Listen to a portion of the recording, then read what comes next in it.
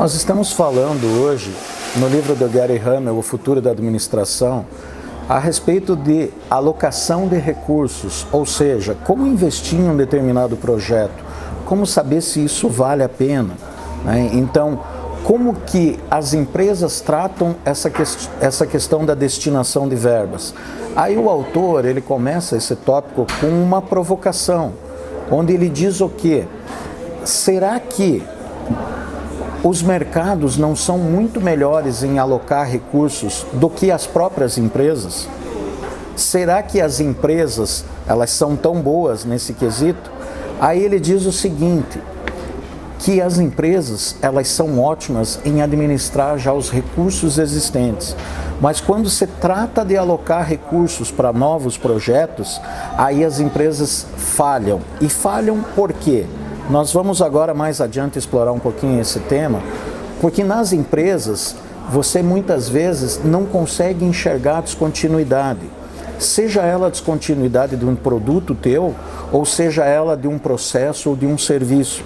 E a gente tem exemplos hoje que são gritantes no mercado, como por exemplo, quando a IBM ela não acreditou que cada pessoa no mundo teria em sua mesa um computador pessoal e que esse computador necessitaria de um sistema operacional para fazer ele rodar.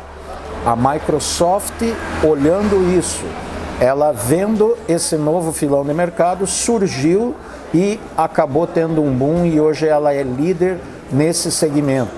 Aí você pega outros exemplos, como por exemplo o Google. O Google, o que aconteceu? O Yahoo, até então, era líder nos mecanismos de busca. Vem o Google com uma nova estratégia, um novo algoritmo para pesquisa e ele dá um salto gigantesco. Um outro exemplo muito característico era o que? A Kodak com os seus filmes para máquina fotográfica. A Kodak não percebeu já no final da década de 90 que a Sony, com a tecnologia de fotografia digital, iria desbancar o seu negócio. E ela demorou muito tempo para reagir. Por que as empresas demoram muito tempo para reagir? Porque elas não querem descontinuar os seus produtos, elas têm medo de canibalizar os seus produtos. Porém, o mercado não funciona dessa forma. O mercado, todos dizem que ele é apolítico. Os mercados, eles não possuem sentimentos e os mercados são um ser vivo com vontade própria. Nós nos remetemos a um outro exemplo muito característico, quando houve a descontinuidade das máquinas de escrever para os editores de texto de computador. Quem no mundo iria investir numa fábrica em que o produto principal dela fosse máquina de escrever, por mais sofisticada que ela fosse, quando simultaneamente os editores de texto estavam tomando conta do mercado? Então, o que aconteceu nesse instante? Houve uma descontinuidade em que estávamos passando da máquina de escrever elétrica com todos os seus recursos para os editores de texto do computador e, consequentemente, com impressoras laser que iriam ter a mesma característica das impressões.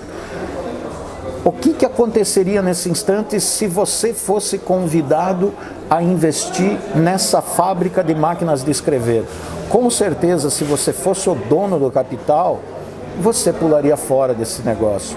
Porém, se você fizesse essa mesma pergunta para o dono dessa fábrica de máquina de escrever, para o CEO, você acha que ele gostaria de perder o seu status, gostaria de perder tudo aquilo porque ele trabalhou para chegar até aquele nível, perder o seu carrão importado, perder as suas férias na Europa, perder a qualidade de ensino que ele está dando, podendo proporcionar para os seus filhos?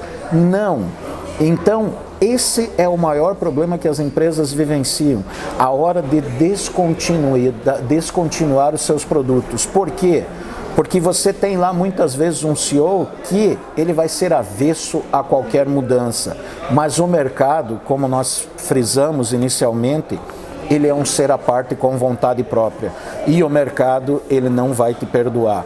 você simplesmente vai cair no ostracismo e a nova tecnologia vai entrar, querendo ou não, o novo sempre vem e ele acaba vencendo. E o maior problema que a gente vê hoje é como você permanecer numa vanguarda estratégica quando a todo momento quem está lá tomando a decisão a respeito da alocação de recursos são pessoas que são avessas à mudança. Então, esse é o maior problema. E quando você tem uma excelente ideia, aí a gente volta um pouquinho no que já dizia Jack Welch. Se você vislumbra uma grande ideia, você como gestor, tua maior obrigação é irrigar essa ideia para que ela dê bons frutos, sair espalhando essa ideia pela organização na velocidade da luz e depois disso não poupar recursos para que essa ideia possa sair do papel e ela possa se tornar realidade e para que a tua empresa possa crescer e permanecer firme no mercado.